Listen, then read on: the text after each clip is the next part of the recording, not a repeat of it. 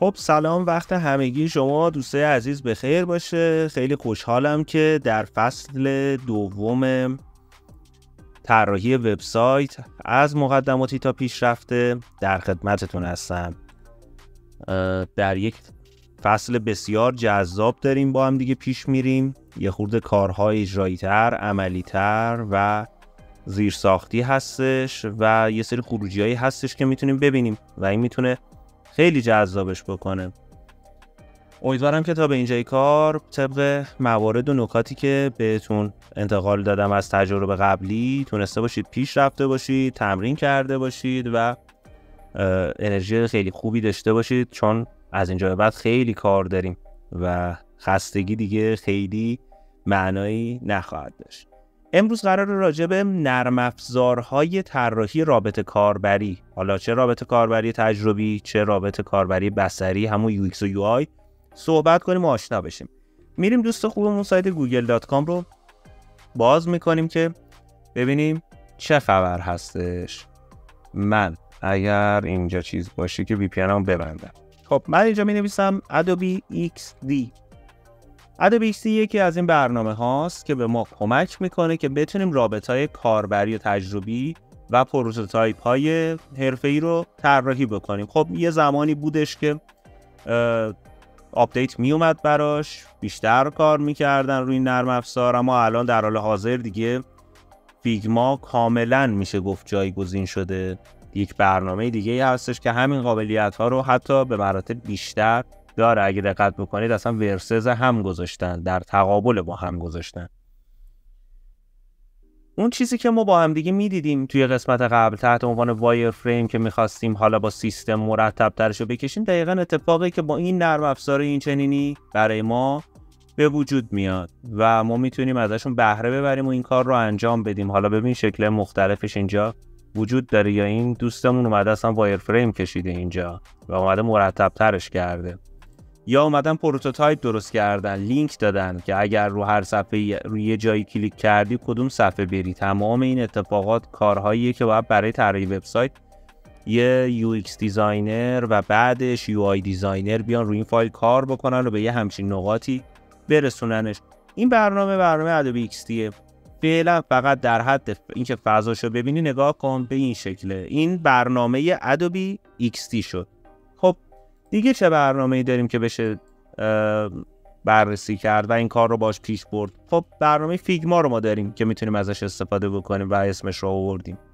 فیگما هم به ما کمک میکنه که بتونیم به شکل‌های مختلفی اون پروداکتمون رو بتونیم دیزاین بکنیم، چه از لحاظ UX چه از لحاظ UI، با کلی قابلیت‌های بیشتر از Adobe XD. یعنی در حال حاضر به نظر من فقط Adobe XD برای شروع این مسیر میتونه به ما کمک بکنه که سریعتر پیش بریم، فقط بتونیم وایر فریمامون رو تمیزتر بکشیم. شاید یه UI خوبی هم بهمون بده ها، ولی خب قابلیتاش به شدت کمتر و سطحی هستش به نسبت فیگما. فیگما هم پس یک برنامه دیگه بودش که اینجا با هم دیگه تصاویرش رو دیدیم. محیط فیگما به چه شکل هست؟ به این شکله که ما داریم اینجا میبینیم. خب آیا برنامه دیگه هم وجود داره؟ بله، یه برنامه دیگه هست اسم اسکچ. XD و فیگما توسط کاربرای هم مک هم ویندوز قابلیت استفاده داره، اما اسکچ برنامه هستش که فقط برای یوزرهای اپل و OS مک. حالا این الان اسکچ باید یه اپ هم من بذارم چون نقاشی آورد بهمون نشون بده. لوگوش دقیقاً به همین شکله. باز دوباره قابلیت هایی که داره، کمک هایی که میتونه بهمون بکنه که یه دیزاین درستی داشته باشیم، اتفاقات منطقی تری رو بتونیم واسه برنامه‌مون ایجاد بکنیم رو اینجا در اختیار ما قرار میده. اما حالا چیزی که ما توی این دوره با هم بررسی میکنیم برنامه فیگما هستش. ما با فیگما پیش میریم، سعی میکنیم که یک برنامه مرجع و برای دوستانی که چه از مک استفاده میکنن چه از ویندوز بتونیم بهشون ارائه بکنیم. آموزشش هم یک آموزش مقدماتیه، قرار نیست خیلی عمیق بشیم. خب ما میخوایم ببینیم که فیگما رو چجوری میتونیم داشته باشیم. اول از همه ما میایم سایت figma.com، یه اکانتی رو اینجا میسازیم.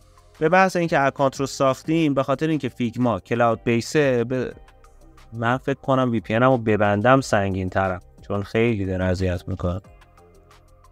خب یه دور دیگه رفرشش میکنم که سرعت بهتر شه. بعد وقتی وارد این سایت میشم مینویسه get started for free. یه قسمتی، حالا یه فضای رایگانی در اختیار ما قرار میده که بتونیم ازش استفاده بکنیم. اگر اکانت جیمیل داشته باشیم روی این کانتینیو ویت گوگل میزنیم و ثبت ناممون انجام میشه. اگر نه، ایمیل و پسورد رو وارد میکنیم و کرییت اکانت میزنیم. به همین سادگی.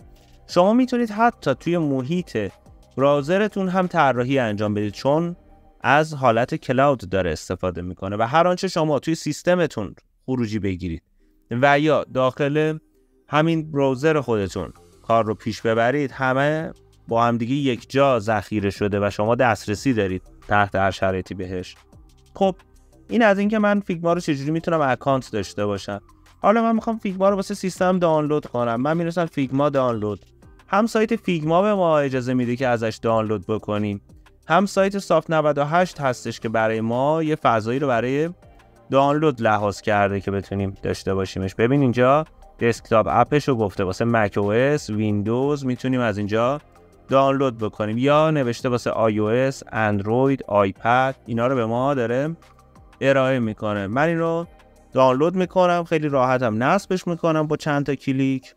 فرآیند پیچیده‌ای هم نصبش نداره و به همین سادگی میتونم مواردی رو که مد نظرم هست رو پیاده سازی بکنم. خب با توجه به این چیزهایی که با هم دیگه صحبت کردیم، بیایم فقط اینم بگیم که اگر خواستی XD دانلود بکنی، باز دوباره میای اینجا یه سرچ میکنی دانلود نرم افزار Adobe XD، میتونی بیای XD دانلود کنی. باز سافت 98 داره، سایت های دیگه هم هستن.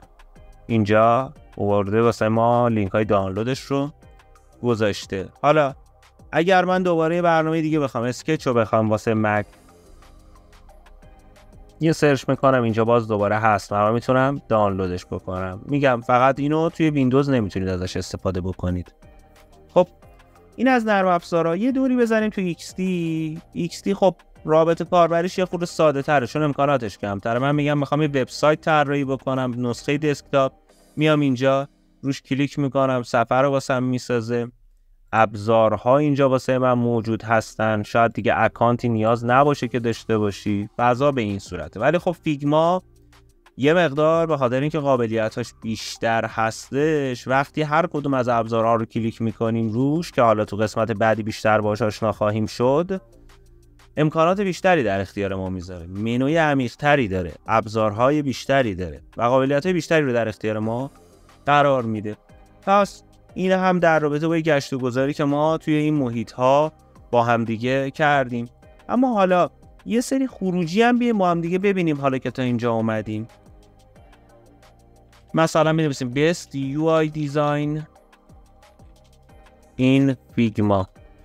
یه سری طرح‌های UI خوبی که انجام شده رو ببینیم چیا بوده. ببین ما در نهایت طرحمون به این مراحل خواهد رسید که صفحه سازی بکنیم. چیزی که مثلا اینجا دارین می‌بینی توی فیگما کاملا میتونی ببندی این همچین چیزی رو، یا اصلا اپلیکیشن یا نسخه موبایل سایتت رو میتونی به این شکل بیای خروجی بگیری. یعنی ما فقط توی اون حالت خطوط سیمی نخواهیم. ما در نهایت میتونیم بیایم، میتونیم که نه، ما باید برسیم به یه همچین نقطه‌ای که بتونیم خروجی‌های این چنینی داشته باشیم و پابلیش بکنیم وبسایتمون رو و مخاطب‌هامون و کاربرا بتونن ازش استفاده بکنن. ما وایر فریم میکشیم، طراحی میکنیم، این موارد رو رعایت میکنیم برای اینکه تجربه دلپذیری واسه کاربری که وارد سایتمون میشه بتونیم ایجاد بکنیم و در نهایت بتونیم باعث بشیم که کاربر اعتماد بکنه به ما، از ما خرید بکنه، به ما دیتا بده و ما بتونیم باهاش تعامل بیشتری داشته باشیم و ارتباط بهتری بگیریم. خب حالا یه سری نمونه های مختلفی رو هم دیدیم، کارهایی رو که میشه بست توی فیگما و خروجی هایی که در نهایت باید بهش برسیم اینجا همه موجود بودن. به نظرم در رابطه با اینکه فقط بخوایم آشنا بشیم با این نرم افزارها و ببینیم چی هستن، ماهیتشون چجوریه، چجوری دانلود بخوایم بکنیم اینا رو سیستممون داشته باشیم و چجوری توش کار بکنیم، و خروجیش در نهایت چه شکلی میشه که تصویری واسمون تو ذهنمون به وجود بیاره. این جلسه کفایت میکنه. در درس بعدی، در جلسه بعدی حتما میریم وارد فیگما میشیم و شروع میکنیم تک به تک ابزارها رو به صورت سطحی بررسی کردن، یاد گرفتن و در نهایتش وایر فریم هایی رو که توی پینت کشیده بودیم رو اینجا پیاده سازی میکنیم. خیلی ممنونم که تا اینجا با من امیر کاظمی همراه بودی و برات آرزوی موفقیت میکنم و مثل همیشه نارنجی باشین.